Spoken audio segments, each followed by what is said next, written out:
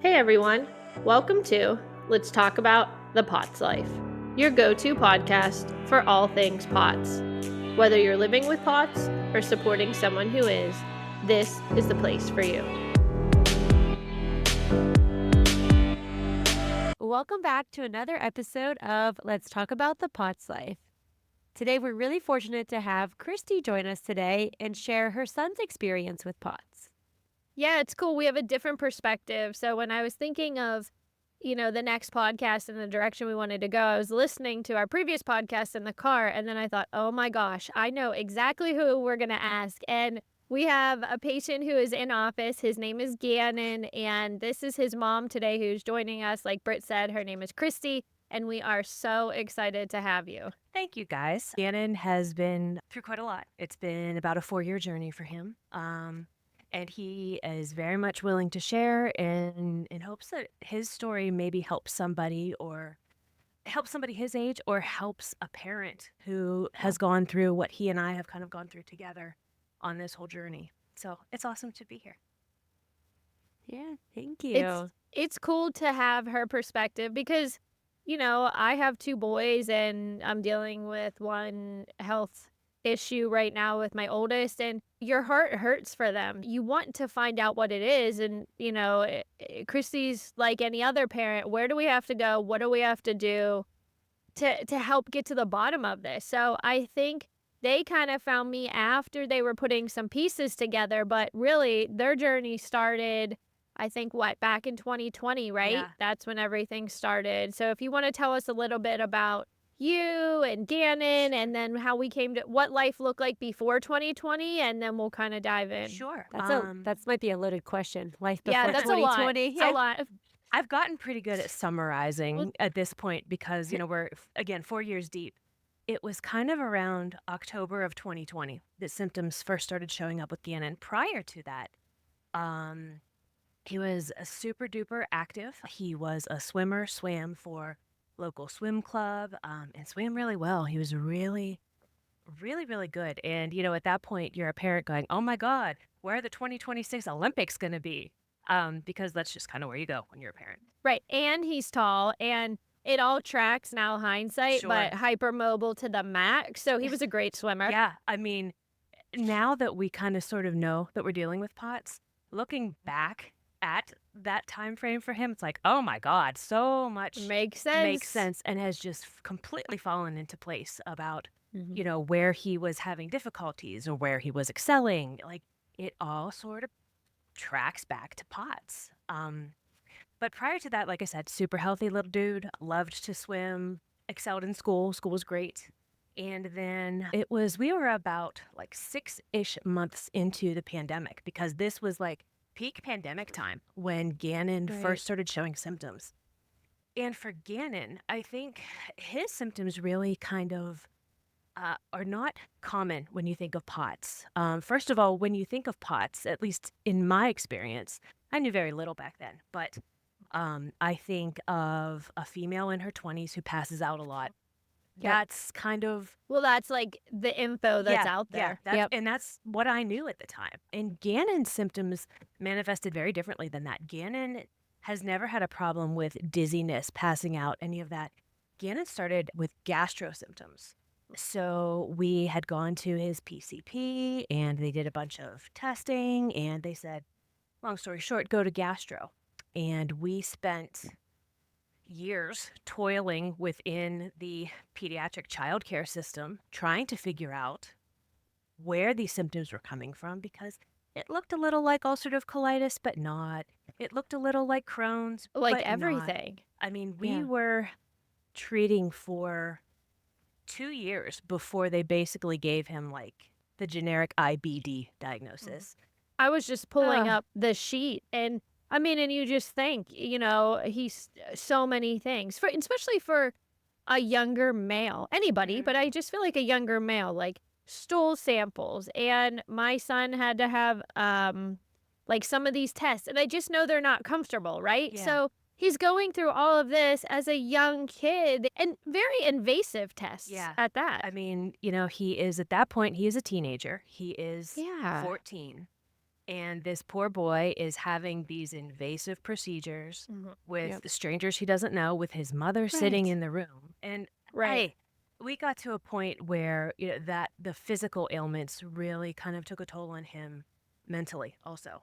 So while we were trying to diagnose what was wrong physically, there became a mental component where he was struggling greatly. And I don't know how deeply you want me to get into that, but I can.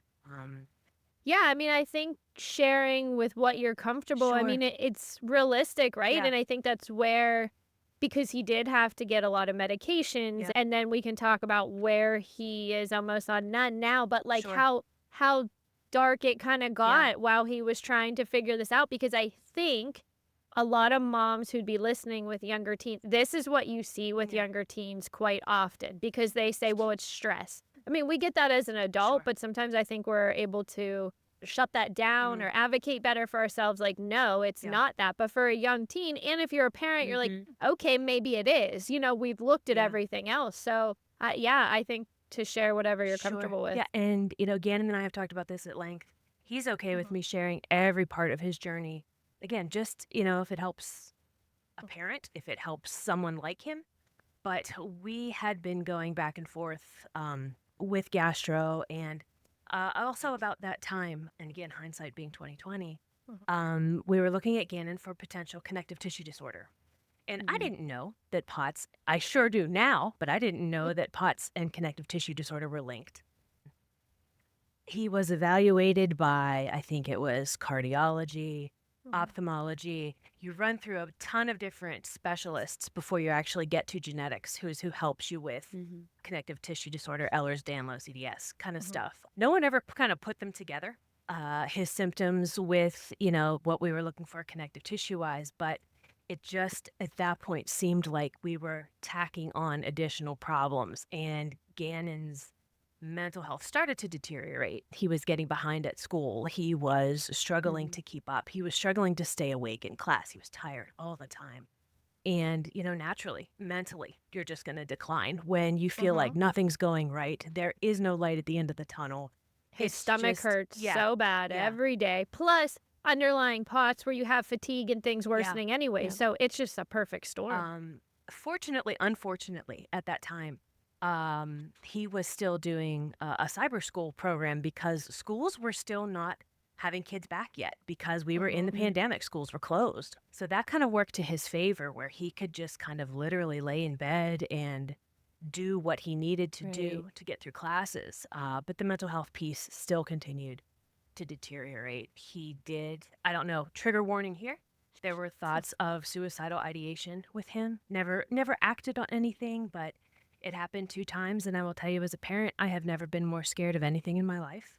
My gosh. Honestly, helpless. Like, you probably just feel so helpless. We were fortunate enough that Gannon had, at that point, established with a reputable therapist. We were seeing that therapist once a week. So I was able to call and say, hey, we've got major problems happening here. Help. Yeah. And, Yeah. for us, that was super duper important to have someone who was, able to kind of say, okay, here's what we're going to do. Yeah, to help give Yeah, a plan yeah. when you feel helpless. Because certainly there were so many days spent feeling helpless. Like Gannon as a sick person, me as the mom of a sick person, and not knowing where to go. Because again, we had been through so many different disciplines, in the pediatric health community, just kind of. Yeah, it wasn't for a lack of trying. Yeah, trying to put together pieces of what is happening to this child, because, even gastro didn't know. Again, nothing really fit. He didn't really fit into any specific diagnosable category. And from a school perspective, if you don't have a diagnosis, you can't get, they call them 504 plans. Yeah, but because we did not have a concrete diagnosis from any of those providers, we couldn't establish. So school was continuing to go downhill. And at that point, schools were reopened, and he couldn't go back to school. He couldn't get through a day. So we had to make the very hard decision to pull him out of school. And rather than doing a brick and mortar school, he started a cyber school here within the state of Pennsylvania. We were lucky. We had a lot of great options. We found one that worked for him, and He's going to graduate in June on schedule. That's And, amazing. you know, it shouldn't feel like such a massive achievement, but for Gannon, it truly is, because I don't know how he was able to stay on track given Through everything all of that. that he has been through. And, you know, when I say everything, it's when you see these different disciplines, you spend a lot of time in the car traveling to appointments. You spend a lot of time making appointments. You spend a lot of time doing follow-up stuff, blood work, testing. Most days he would have somewhere to go 3 days a week, whether it was And yeah, they're frustrating yeah, appointments at yeah, that. You know, it's not like you walk into these and you have all the perfect answers. yeah, It's like, oh, I'm fine. On Right. paper, they cleared me. Or, you yeah. know, so frustration that builds with all these Yep. things. And again, that led right into, you know, the mental health stuff. And oh gosh, I forget where I read this, but somebody said that when you are developing as an embryo, one of the cells that I think it's like the first cellular split or something like that. One of them is the brain and one of them is like gastro, GI. And so they are linked. They're linked. A lot of people say, you know, they're linked from like embryonic stage. So as the mental health declined, the gastro symptoms got worse and he just continued to snowball to the point that I got so frustrated we tried functional medicine. Um, we didn't have a whole lot of luck, and that's not to say that I feel negatively about functional medicine. Functional medicine is fantastic. I think we just didn't pick the right provider. And you know, that's on us. But at that point, you know, as a parent, I am very much in the what more can I do? I don't know what else I can do to help this baby. I'm you're so frustrated, you will do anything. And as Kelsey said, your heart lives outside of your body once that baby is earthside. Just and Yeah. you don't know what you can do, how you can help when, you know, you're trucking around to all these medical professionals and you start to And you're question, trying. yeah, you start to question your own sanity. Like, is it really just, you know, is his mental state really what's, you know, causing all of these symptoms? Is that kind of where we're root cause at this point? And turns out, no. Turns out it was POTS. But I think that's so interesting to hear somebody say, because as a patient yourself, you feel that. Yeah. But then seeing it from like an outside perspective, which I think people would also tell you, I feel like I've heard this in the last week, even if it's not a parent to child relationship, it might be a spouse or significant other to patient, and they start to look at it the same way too. Like, okay, we've gone everywhere. Everybody says you're fine. The patient's insisting, no, I'm not fine. Yeah. But the surrounding family's like, okay, but are these doctors right? You gaslight yourself. I mean, it's just because you're just unsure. Yeah. And you get to the point where, you know, you have family who's concerned, family who wants to help, and you start getting a lot of external opinion and information. And when you're already overwhelmed, you know, people just want to help you. But, you know, as a parent, again, my being here, parent perspective, it messes with your mental health too. Oh, yeah, I'm sure. It messes with you. And, you know, it's okay to also have your own therapist, because God knows you Yes. need one when you're on a health journey like this with your child, because you will question yourself. Providers will question you, and you will gaslight yourself. I know patients do it to themselves all the time, but, you know, if anybody comes away with anything from this podcast that we're doing today, from the parent perspective, trust your gut. You know your child better than any provider you're going to take them to, better than any grandparent, aunt, uncle, niece, Outside nephew. source. You know your child. So when they tell you something's wrong and you feel in your gut that something is wrong, you trust it. Yeah. You tune it all out, and you trust yourself, you trust your kiddo, and you work towards a goal, because getting those answers. Yeah. And it was a challenge for sure. And to be honest with you, there are 3 people that I can credit with getting Gannon to where he is now. One of them is Kelsey. And we were just, it's not dumb luck. I like to call it divine intervention. Yes. Because, you know, Gannon as a teenager, you know, acne comes up, right? So I was like, I can't take him to a dermatologist and have them put him on one more medication. One more medicine, because right? this poor boy has been through so many gastro pharmaceutical interventions and psychological pharmaceutical intervention. I was like, we just can't take one more pill. So I was like, you know what? We're going to teach Gannon about how it's okay for men to take care of themselves, to do like, Skin prep. Skin prep. And like, so we went to, her name is Lynette, and she's an esthetician. And I was like, Gannon, you're going to get a facial. We're just going to start there. We're going to get some skincare. And Lynette knew Kelsey. And at the time, I forgot to tell you, Britt, it's the connection is it's my brother's best friend's mom. Yeah. So like it is divine intervention that this all works. It truly is. Because at the time, Gastro had Gannon doing pelvic floor therapy. And Lynette's she loves Gannon. She has loved Gannon from day one. And she said, hey, I know somebody who does pelvic floor therapy, Kelsey, who now, because she is needed so much in POTS, she's exclusive to POTS now. But that was why we met her initially. When they came in, it's like they had been told about it. And that's kind of like, okay, we've talked about POTS. A great doctor in the area, Dr. Berthold, He's number 3.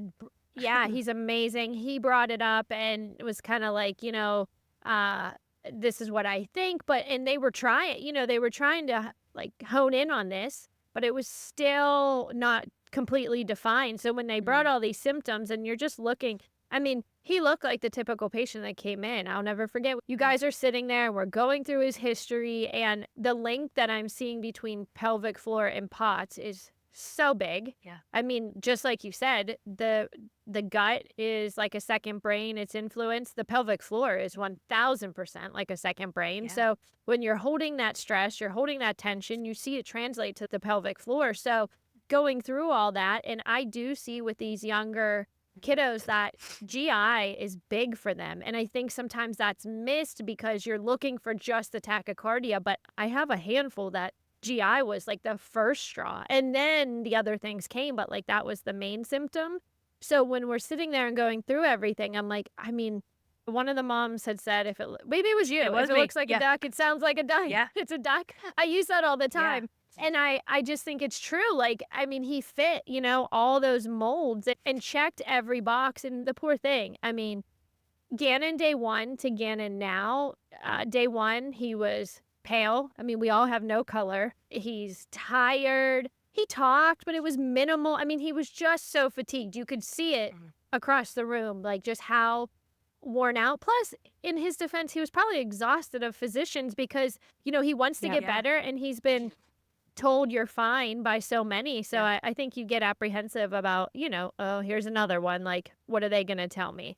And then, Gannon now, it's like a new person. But after they came that day, so Dr. Berthold had talked about it, and I'll let her share a little bit about him. And then we got him. He followed up with the right cardiologist here in Pittsburgh, and then we kind of got a plan together. But do you want to share Dr. Berthold? He's one of our favorites. Dr. Berthold met Gannon long before October of 2020, because part of Gannon's hypermobility, we were seeing Dr. Berthold because his ankles would pronate. They'd turn in a little bit. So Gannon has always had an orthotic. He's had an orthotic from the day we started walking. He's a physical medicine physician here in Pittsburgh. So that's where he fits into this. So we had seen Dr. Berthold for, annual orthotics for Gannon. And I can't say enough good things about these 3 people, Gannon's 3 people, Kelsey, Lynette, and Dr. Berthold. Dr. Berthold was really the first one to say, has anybody ever said POTS to you? And this was like 2 years prior to meeting Kelsey. And I said, no, because, I know very little about it. And he said, Gannon has some stuff that looks like it might be Ehlers-Danlos or, POTS, or he's got something different going on that might be the root of all the issues that we're seeing. And trying to get any kind of a POTS diagnosis for someone who is under 18, we found to be nearly impossible, because the cardiologist that we saw as related to the connective tissue disorder stuff, I had asked about POTS, and he was the one who said, well, if it looks like a duck and walks like a duck and quacks like a duck, Gannon probably has POTS. And we left that day with, drink some Gatorade, maybe, up your salt a little bit. And I'm like, okay. Because at that point, my mom brain was completely overloaded. This was kind of like the last stop before we eventually saw the light and started moving towards the light at the end of the tunnel. Yes. And I was like, okay, more salt, more Gatorade. I can do that. I was used to buying Gatorade because he Simple, swam. yeah. So, Right. that was fine. We could do that.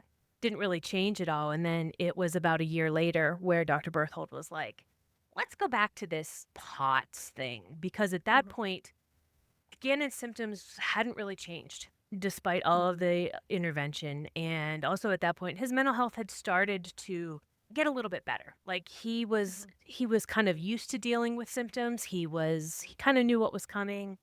Wasn't so much of a surprise anymore for him when he would have a flare up or whatever.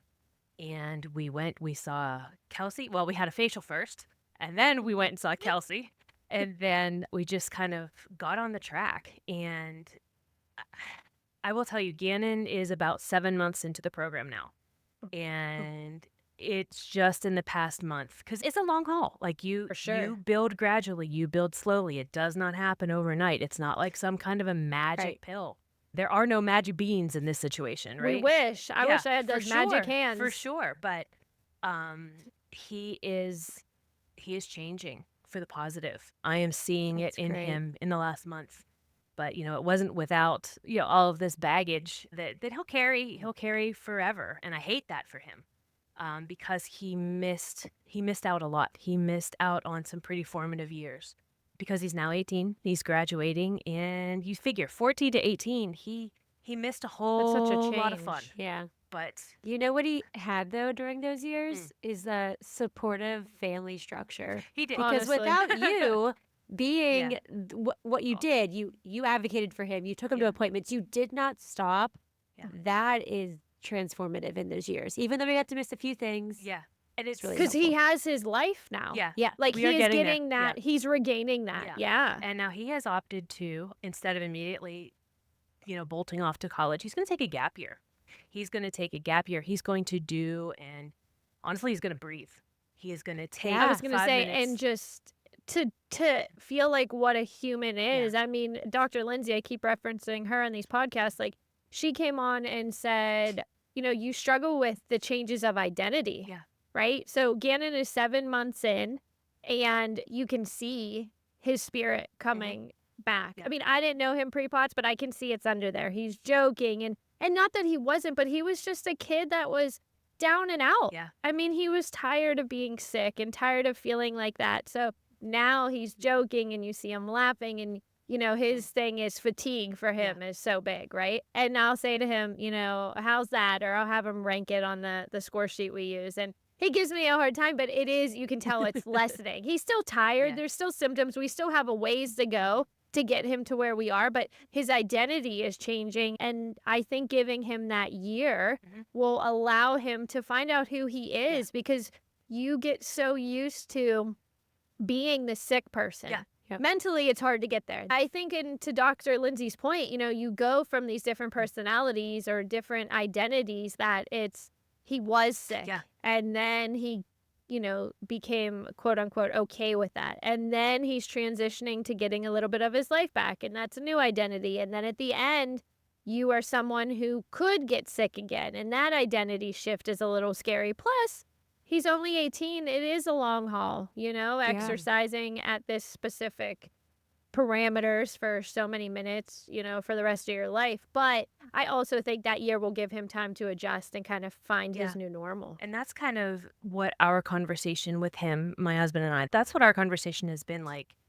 This is kind of, you're not a sick person anymore. You are someone who might have a flare up. And, for Gannon to kind of change his thought process, his speaking about how he talks about himself. Like, there's a group of 4 of them who have been best friends since I think the 6th grade.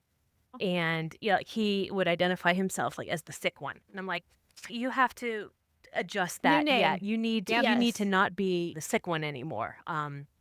And as he has started to feel better through the therapy with Kelsey, as we have been able to wean more medications out of his daily, He regimen. doesn't have much left. No, I mean, and it's like a multivitamin and melatonin and Mhm. then, one little like something to help GI wise. And that's it. And that's great. huge for someone who had a pill box that was bigger than my grandmother's. That's huge. Huge for him. And I mean, mentally, just not needing a pill box anymore. Like Yes, right. those little incremental things have been massive for him in kind of changing the identity, how he sees himself, and, coming out of this whole I'm a sick person into, Mhm. I'm somebody with POTS who might have a flare up here and there. Yeah. But for him, at least, knowing that it's a flare up and knowing that there will be an end to it, that it's not just some black hole that he's going to continue to fall down forever. No, And his yeah, GI flares now, of course, obviously in the beginning worse, but Yeah. I feel like his latest, like he was like, yeah, it wasn't great for a few days, but I'm good. yeah, Like I'm ready to bike. yeah. Like it's Yeah. just different. You see the change. So it's realistic to say, yeah, you definitely have those. It's not like he started and it was like rainbows and happiness. He had bumps, he had illnesses. You guys had, was it GI bug or like the respiratory The side? respiratory Like he's flu. had all of that. Yeah. And he weathered it, but he Yeah. picked back up. Yeah, and I think for him, his favorite thing is to give Kelsey a hard time. Oh, Like, always. I love and it. that's kind of their relationship. They like to give each other a hard time, and it's so fun to watch. Yeah. But I think sometimes he gives her a hard time just because he loves when she laughs, and that's Gannon. He likes You when see people it. laugh. He loves it here. Yeah, he Yes. loves to make people laugh and to tell like the worst dad jokes. And, to giving Kelsey a hard time is something that he wasn't doing at the beginning. He was so quiet. He was, because as Kelsey said, it was just like, here we go, another provider. And now this provider is going to make me get on a bike. Right, And right. he did not like to sweat in the beginning. So I Yeah. made him, he would, Yeah. in Gannon's words, overheat. Yes. And he didn't enjoy that. Yeah. And that was one of the things that looking back, and again, how I said, everything is 2020 now. We had gone to Disney and Gannon couldn't stand in line. And this was like prior to him getting sick in 2020. Like standing in line was really difficult for him. And he would want to sit down on the concrete at Disney World. And I'm like, okay, you can. That's fine. I'm like, well, I can't, it wasn't even like it was hot. It was in December. Right. So we were just kind of like, okay. But I look at that now. I'm like, oh my God, that was POTS. The poor A kid. sign. Yeah. Yep. His heart rate was probably 140 BPM while he was trying to Yeah. stand there in line. And I'm like, stand up. Yeah. So, It's the things you don't realize, Right. though, because he was, for being so young and, active pre-POTS, he was so very weak when he came. Yeah. I mean, his poor muscles shook, and he is a big, tall kid. So just this, I always say they're not frail, but he was definitely deconditioned and weak. So just so many things while he was working through all the GI stuff or navigating that, how much else was deteriorating through those years. and honestly, you didn't even see him at his worst. Like I because can't even imagine. he was frail at one point. Mhm. The worst of the worst was, I forgot about that. when we kind of came out of functional medicine, he was in a really, That's right. really bad place. His build is tall and lanky. I mean, if you think of a typical swimmer build, that's Gannon. He's tall, he's lanky. For sure. But he was skeletal. And Mhm. I was scared. That was, another point where I was really scared because he wasn't eating. He couldn't eat. He could, drink supplemental drinks kind of stuff, but everything hurt his stomach. He felt terrible all the time. He was so What's wrong skinny. here? Because he just was so unhealthy. And, it wasn't like you needed his chart to see that he was unhealthy. You could look at Gannon and say, oh boy, Something's not something's right. very wrong with this child. And as a parent, it's scary because you're doing everything you can. Right, you're trying Um, everything. And you're just not finding the right people to put the pieces together. Yeah, and with GI, it's so tricky, like Sure. if you are not wanting to eat, that's a whole factor. And being a teenage boy growing and Yeah. all of that comes with it is so important. Yeah. He had like foods that he knew he could tolerate and foods Yeah. that he couldn't. But it was funny because This sounds familiar to my GI. yeah, Yeah. yeah. But as he kind of sort of started on the healing journey, we found that it wasn't necessarily any trigger foods. Like Nope. he could go and he could eat spicy Thai food that would like blow me out of the Yeah. water, and it wouldn't bother him at all. I'm like, that doesn't seem right.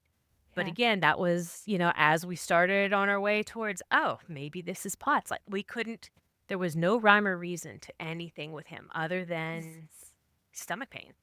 Yeah. And And it's so tied to so many other things. Like, yeah, the trigger, it might not be a trigger food. It could be stress. It could be these other underlying issues that are Yeah. manifesting that way.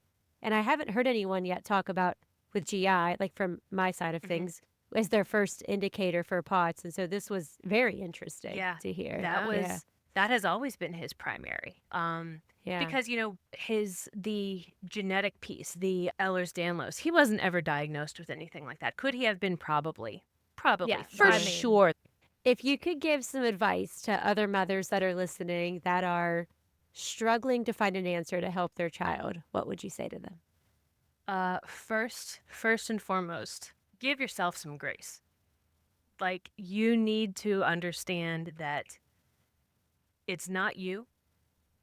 You're doing everything you can. So you have to take a moment for yourself and breathe, because it's hard. And we talked a little bit earlier, there are, external opinions, there are external forces. You're talking to a lot of specialists who are telling you that, your kiddo might be fine. It's okay. But as a parent, you know your kid better than anybody else. So you give yourself some grace, you take a deep breath, and then you say, where do we go next? I know there are a lot of online communities. I was never a part of those. I never really found answers or friendships within online communities. Most of what I did was self-educate. Lots of podcasts, lots of, reading medical journals. I have a little bit Just of a gathering background. all that info. I have a that little you bit of a can. background that I could read medical journals, understand what I was reading, but it's gathering info and just kind of looking for clues. Just not necessarily not giving up, but also giving yourself time to breathe, because you will burn out. And I reached a point where I burned out and my mental health was affected, and that's okay. That's probably normal. If it doesn't affect your mental health, Yeah, I don't know how it can. yeah, exactly. I don't know how you can go through something like this without, struggling yourself. And, there's that cliche, you can't pour from an empty cup. Yep. It's true. So make sure that you don't gaslight yourself. Take care of yourself so that you can take care of your kiddo, and you'll get there. It took us a while. It took us 4 years, but you will get there. You just have to allow yourself the space to take care of you so you can take care of your kiddo too. And trust, I think trusting that gut, like you Yeah. said, you know when something isn't right, Yeah. and being the advocate and the voice for your kids who are already confused, and it's hard to be a teen or, these younger teen, whatever age. Yeah. That's a hard age to even understand what's going on in your body. It's hard when I was diagnosed at 30. Yeah. So let alone to be a teenager, that's just a lot to make sense of what's going on. For me, I am always someone who has needed information to feel comfortable. So I did a lot of research so that I could go into a provider and talk.